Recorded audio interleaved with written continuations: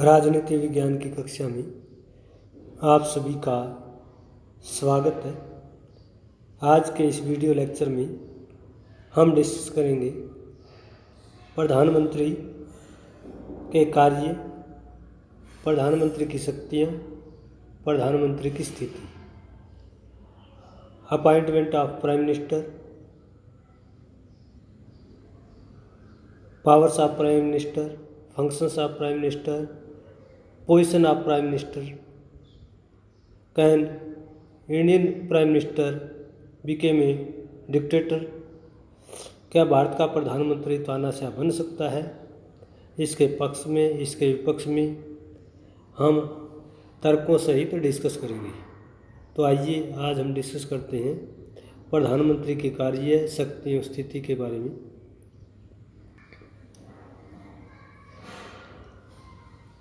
Prime minister के बारे में जो संवैधानिक व्यवस्था है वो संविधान के अनुच्छेद 74 में दी गई कि राष्ट्रपति की सहायता एवं परामर्श के लिए प्रधानमंत्री की अध्यक्षता में मंत्रिपरिषद की व्यवस्था की।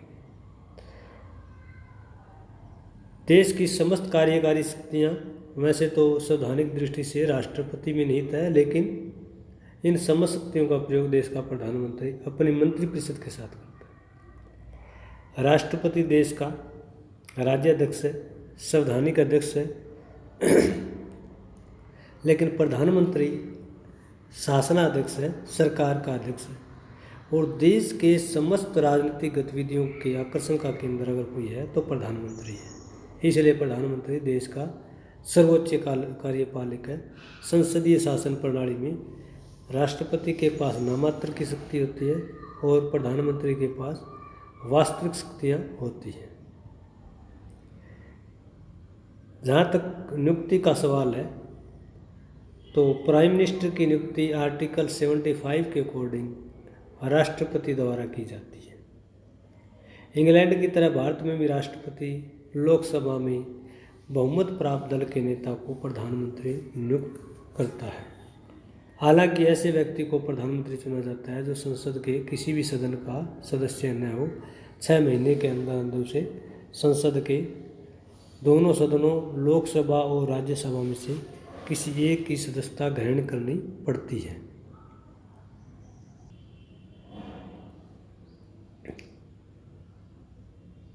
प्रधानमंत्री के संबंध में दिया गया है कि लोकसभा में जब किसी राजनीतिक दल को स्पष्ट बहुमत प्राप्त न हो तो आमतौर पर राष्ट्रपति सबसे बड़े दल के नेता या दलीय गठबंधन के नेता को प्रधानमंत्री पद के लिए आमंत्रित करता है और सदन में एक निश्चित समय देता है, 2 सप्ताह, 3 सप्ताह, 4 सप्ताह, और इस दौरान वो उसे सदन में बहुमत सिद्ध करने के लिए कहता है। अगर इस पीरियड के दौरान, निर्धारित समय अवधि के दौरान वो व्यक्ति अपना बहुमत सिद्ध कर देता है तो वो प्रधानमंत्री पद पर बने रहता है, अन्यथा उसको प्रधानमंत्री का पद त्यागना पड़ता है। इसमें अनेक प्रकार के उदाहरण दिए जाते हैं। प्रथम उदाहरण सदन में द्वितीय सदन राज्यसभा से प्रधानमंत्री नियुक्त होने वालों में दिया गया है कि राज्यसभा से कौन कौन से, जैसे श्रीमती इंदिरा गांधी, इंद्र कुमार गुजराल, डॉक्टर मनमोहन सिंह है। दूसरा उदाहरण प्रधानमंत्रियों का दिया गया है जो नियुक्ति के समय संसद के किसी भी सदन के सदस्य नहीं थे और बाद में उन्होंने सदस्यता ग्रहण की, जैसे श्री HD देवगौड़ा जो है, नरसिंहा राव, ये न लोकसभा के सदस्य थे न राज्यसभा के, बाद में सदस्यता ग्रहण की। तीसरा उदाहरण प्रधानमंत्रियों का जिनकी नियुक्ति के समय बहुमत नहीं था लेकिन निर्धारित समय सीमा में उन्होंने बहुमत सिद्ध किया। इन प्रधानमंत्रियों में 1979 में श्री चरण सिंह, 1989 में VP सिंह और 1991 में नरसिंह राव, 1996 और 98 में अटल बिहारी वाजपेयी। और वर्तमान समय में भी 17वीं लोकसभा के चुनाव जो अप्रैल मई 2019 में थे, उनमें भारतीय जनता पार्टी को 543 में से 303 लोकसभा स्थान प्राप्त हुए और राष्ट्रपति ने BJP के नेता नरेंद्र मोदी को दूसरी बार प्रधानमंत्री पद के लिए आमंत्रित किया, नियुक्त किया। तो प्रधानमंत्री जो है उसकी नियुक्ति राष्ट्रपति द्वारा की जाती है। प्रधानमंत्री का कार्यकाल है वो निर्धारित किया गया है। संवैधानिक दृष्टि से कहा गया है कि during the pleasure of president, राष्ट्रपति के प्रसाद पर्यंत, लेकिन व्यवहार में प्रधानमंत्री को जब तक सदन में विश्वास मत प्राप्त है तब तक वह अपने पद पर बना रह सकता है। अगर सदन में बहुमत नहीं है तो प्रधानमंत्री अपने पद पर बना नहीं रह सकता। सामान्य तौर पर प्रधानमंत्री का कार्यकाल है वो 5 वर्ष होता है। राष्ट्रपति स्वेच्छा से किसी प्रधानमंत्री का त्यागपत्र है वो नहीं मांग सकता। प्रधानमंत्री का कार्यकाल व्यवहार में देखा जाए तो लोकसभा में उसके बहुमत पर निर्भर करता है। अब प्रश्न उठता है कि प्रधानमंत्री देश का सर्वोच्च शासक है, उसके कार्य क्या है, उसकी शक्तियाँ क्या है, उसकी स्थिति क्या है। प्रधानमंत्री देश की समस्त शासनिक गतिविधियों के आकर्षण का केंद्र है। उसे मंत्रिमंडल रूपी मेहराब का आधारशिला कहा जाता है। सितारों के अंदर चंद्रमा की उपाधि दी गई है, जहाज के ड्राइवर की उपाधि दी गई है। अलग अलग राजनीतिक विद्वानों ने प्रधानमंत्री की स्थिति को लेकर के अपनी स्टेटमेंट दी है। संविधान ने सभी प्रधानमंत्रियों को समान अधिकार और शक्तियां प्रदान की है, लेकिन व्यक्तित्व के आधार पर व्यवहारिक दृष्टि से प्रधानमंत्री अपनी शक्तियों में वृद्धि कर लेता है। देश में प्रधानमंत्री के समान किसी अन्य व्यक्ति को इतनी शक्तियां प्राप्त नहीं है। एक व्यक्ति का व्यक्तित्व जो है वो भी कई बार जो है उसकी शक्तियों में वृद्धि कर देता है। देश में जितने प्रधानमंत्री आए उनमें कुछ बहुत ज़्यादा प्रभावशाली रहे और कुछ सामान्य रहे। तो संविधान ने सबको समान रूप से शक्तियाँ दी, लेकिन प्रधानमंत्री पद का जो व्यक्ति है उसके व्यक्तित्व पर निर्भर करता है कि वो अपनी शक्ति को, अपने विवेक को किस प्रकार से देश में प्रकट करता है। प्रधानमंत्री के कार्य और शक्तियों में सबसे पहला कार्य मंत्रिपरिषद का निर्माण है, formation of council of minister. व्यवहार में देखा जाए तो मंत्रिपरिषद का निर्माण प्रधानमंत्री करता है। राष्ट्रपति स्वेच्छा से किसी भी प्रकार से मंत्रिपरिषद का निर्माण नहीं कर सकता। राष्ट्रपति द्वारा तैयार सूची के सदस्यों को ही जो प्रधानमंत्री द्वारा तैयार की सूची उसको पद एवं गोपनीयता की शपथ दिलाता है। राष्ट्रपति स्वेच्छा से न तो किसी व्यक्ति को मंत्रिपरिषद में शामिल कर सकता है और न ही त्यागपत्र मांग सकता है। प्रधानमंत्री ही मंत्रिपरिषद के निर्माण में भूमिका वहन करता है। प्रधानमंत्री मंत्रिपरिषद का निर्माण करते समय अपने राजनीतिक दल की सदस्य संख्या और दूसरे सहयोगी दलों की सदस्य संख्या को ध्यान में रखता है। प्रधानमंत्री देश में प्रत्येक राज्य, केंद्र शासित प्रदेश, समाज के विभिन्न वर्गों, जातियों, भाषाई विविधताओं, धार्मिक विविधताओं को ध्यान में रखते हुए मंत्रिपरिषद का निर्माण करता है।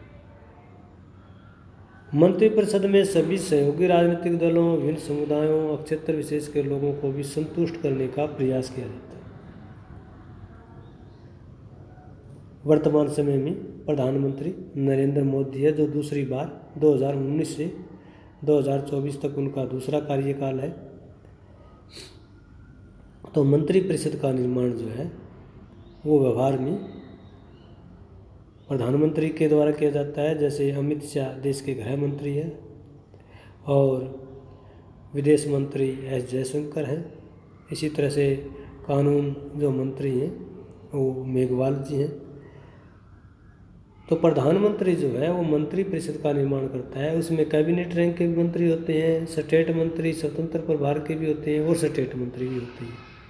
इन सभी प्रकार के मंत्रियों का जो समूह है, मंत्रिपरिषद है, उसका निर्माण व्यवहार में प्रधानमंत्री करता है। विभागों का बंटवारा भी प्रधानमंत्री का कार्य है, डिवीजन ऑफ पोर्टफोलियो। प्रधानमंत्री मंत्रियों के विभागों का बंटवारा करता है और बंटवारा करते समय प्रधानमंत्री अपने राजनीतिक दल के वरिष्ठ एवं अनुभवी नेता और दूसरे जो सहयोगी दल हैं उनकी दलीय स्थिति के आधार पर विभागों का बंटवारा करता है। कई बार सहयोगी दलों को भी अपने अपने वरिष्ठ नेताओं को महत्वपूर्ण विभाग प्रदान करने का अवसर मिलता है या वो इसके लिए प्रधानमंत्री पर दबाव डालते हैं। प्रधानमंत्री को सरकार में अपने दल समेत सभी नेताओं को संतुष्ट करना होता है।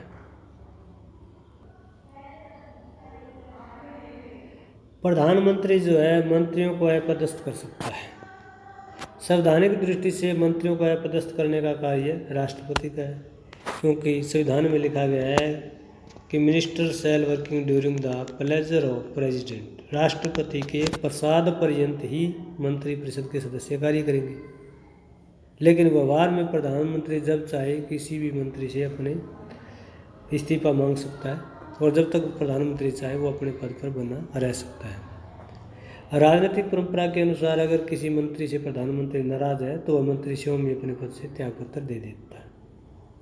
तो मंत्रियों को अपदस्थ करने में प्रधानमंत्री की भूमिका होती है, लेकिन सैद्धांतिक तौर पर संवैधानिक तौर पर उस पर राष्ट्रपति की मोहर लगती है।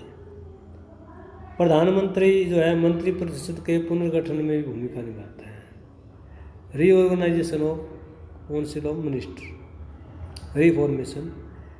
प्रधानमंत्री को मंत्रिपरिषद के पुनर्गठन का अधिकार है। वह मंत्रियों के विभाग बदल सकता है। जैसे अभी हाल ही में कानून मंत्री रिजिजू थे, उनसे इस्तीफा लिया गया और उनकी जगह राजस्थान से जो मेघवाल है उनको कानून मंत्रालय का प्रभार दिया गया। तो प्रधानमंत्री को मंत्रिपरिषद के पुनर्गठन का अधिकार है। वो मंत्री के सत्र में भी परिवर्तन कर सकता है, नए सदस्यों को मंत्रिपरिषद में सम्मिलित कर सकता है। जैसे कैबिनेट मंत्री को राज्य मंत्री बना सकता है, राज्य मंत्री को स्वतंत्र राज्य मंत्री बना सकता है, या राज्य मंत्री को स्वतंत्र प्रभार का राज्य मंत्री या स्वतंत्र प्रभार के राज्य मंत्री को कैबिनेट मंत्री बनाया जा सकता है।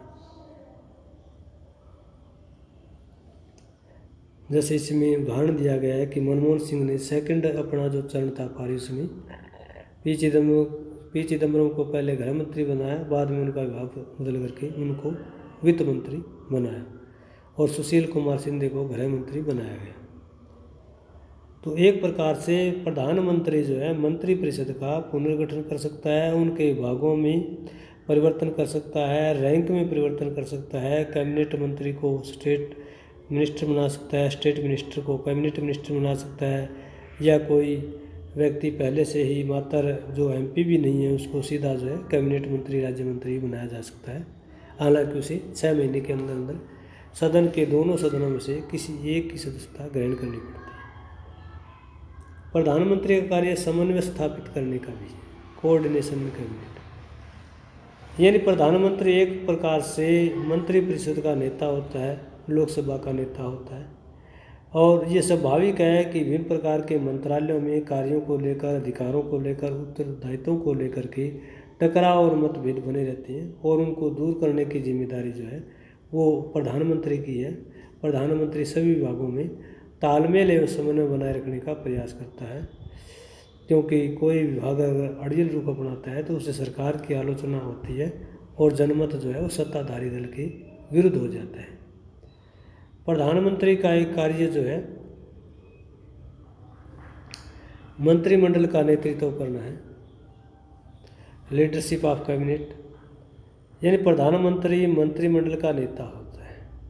मंत्रिमंडल के सभी मंत्री प्रधानमंत्री के दिशा निर्देशों के अनुसार ही कार्य करते हैं। प्रधानमंत्री उनकी वीकली बैठक बुलाता है और सभी कैबिनेट मंत्रियों को उसमें शामिल होना पड़ता है। प्रधानमंत्री किसी भी मंत्रालय में संबंधित उसी प्रकार की उस मंत्री को सलाह दे सकता है।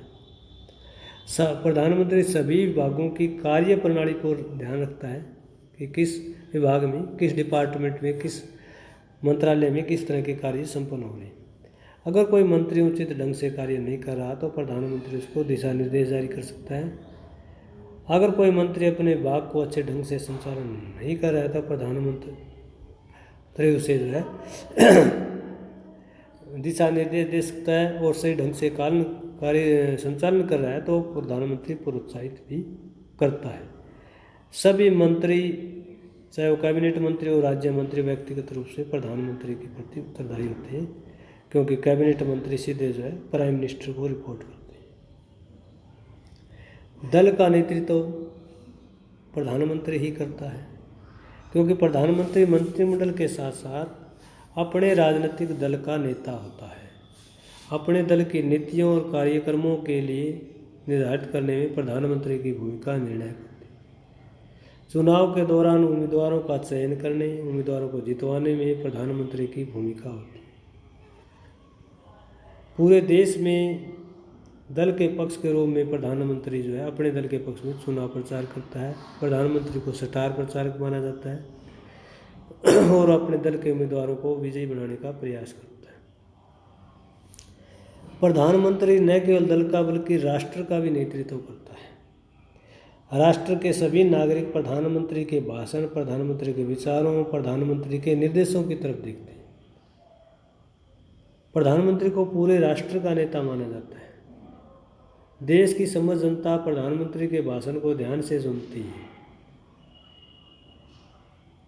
जब भी कोई घरेलू संकट हो या बाहरी संकट हो तो जनता प्रधानमंत्री की ओर देखती है।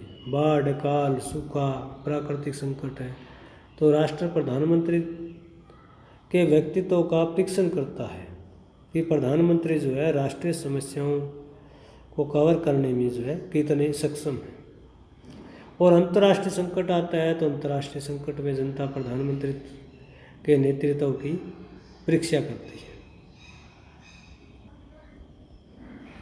प्रधानमंत्री विदेश नीति का भी नेतृत्व करता है। हालांकि विदेश मंत्री विदेश मामलों का अध्यक्ष होता है, अपने विभाग की नीतियों कार्यों के लिए स्वयं उत्तरदायी होता है, लेकिन फिर भी आम जनता जो है विदेश नीति की सफलता और असफलता के लिए विदेश मंत्री नहीं प्रधानमंत्री को ही ज़्यादा उत्तरदायी मानती है। विदेशों में राजदूत की नियुक्ति भी राष्ट्रपति प्रधानमंत्री की सलाह से करता है, स्वेच्छा से नहीं। प्रधानमंत्री अंतर्राष्ट्रीय स्तर पर देश का प्रतिनिधित्व करता है। संधि, समझौते, युद्ध, शांति बनाने में प्रधानमंत्री की ही निर्णायक भूमिका होती है। उदाहरण के लिए 2013 में भारत पाक सीमा पर पाक सेना की ओर से बार बार युद्ध विराम के उल्लंघन में देश की जनता ने प्रधानमंत्री के कमजोर नेतृत्व को जिम्मेदार ठहराया। देश की सुरक्षा का उत्तरदायित्व पूरी तरह से प्रधानमंत्री की जिम्मेदारी है। रक्षा मंत्री से ज़्यादा देश की सुरक्षा के प्रति प्रधानमंत्री जवाबदेह होता है। प्रधानमंत्री का रक्षा विभाग पर पूरा नियंत्रण होता है। युद्ध के बाद हार जीत का पूरा श्रेय प्रधानमंत्री को दिया जाता है। जैसे 1971 के भारत पाक युद्ध में देश की विजय पर प्रधानमंत्री श्रीमती इंदिरा गांधी, 1999 के भारत पाक युद्ध में विजयी होने पर श्री वाजपेयी को श्रेय देना, अभी हाल ही में कारगिल वार को सर्जिकल स्ट्राइक को लेकर के नरेंद्र मोदी को श्रेय देना। यानी देश की जो सुरक्षा का उत्तरदायित्व है वो जनता पूरी तरह से प्रधानमंत्री के रूप में मानती है। और प्रधानमंत्री को जो है एक प्रकार से देश में जो मंत्रिमंडल प्रणाली है उसको मंत्री की प्रणाली कहा जाने लगा, क्योंकि प्रधानमंत्री इनमें श्रेष्ठ है, प्रभावशाली। प्रधानमंत्री का कोई क्षेत्र ऐसा नहीं है जहाँ उनका प्रभाव न हो। इंग्लैंड की तरह भारत के प्रधानमंत्री को भी संसद की सर्वोच्च शक्ति प्राप्त है। वो संपूर्ण मंत्रिपरिषद का केंद्र बिंदु है। उसे मंत्रिमंडल रूपी जहाज का कप्तान कहा गया है। देश की समस्त कार्यपालिका शक्तियाँ प्रधानमंत्री के पास है। प्रधानमंत्री की शक्तियाँ उसके व्यक्तित्व पर भी निर्भर करती हैं। एक उच्च व्यक्तित्व वाला प्रधानमंत्री काफ़ी शक्तिशाली हो सकता है, जबकि एक निम्न स्तर के व्यक्तित्व वाला कमज़ोर प्रधानमंत्री के रूप में सरकार का संचालन करता है।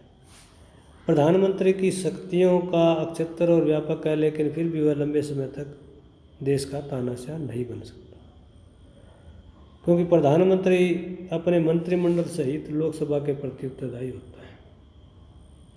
इसके साथ ही उस पर अपने दल के नेताओं का भी प्रभाव होता है। प्रधानमंत्री को अगर केंद्र में गठबंधन सरकार है तो सहयोगी दलों के सहयोग के अभाव में प्रधानमंत्री तानाशाह नहीं बन सकता। उदाहरण के लिए 1975 में श्रीमती इंदिरा गांधी ने देश में संकटकाल की घोषणा कर दी और सभी विरोधी नेताओं को जेल में डाला गया, लेकिन 1977 के आम चुनाव में भारत की जनता ने समस्त कांग्रेस समेत जो है इंदिरा गांधी को भी चुनाव में बुरी तरह से हराया। तो प्रधानमंत्री जो है वो देश का तानाशाह लंबे समय के लिए नहीं बन सकता। उसमें कई तरह के तर्क दिए गए हैं, अब ये जो लिस्ट है प्रधानमंत्रियों की, इसमें सीरियल नंबर 1 में क्रमांक दे रखे हैं, 2 में प्रधानमंत्रियों के नाम है, तीसरे कॉलम में कार्यकाल दिया गया है किसका कितना कार्यकाल है, चौथे में राजनीतिक दल दिए गए हैं।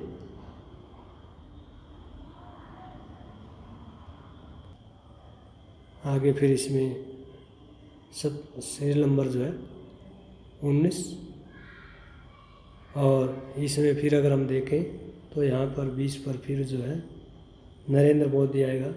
ये जो है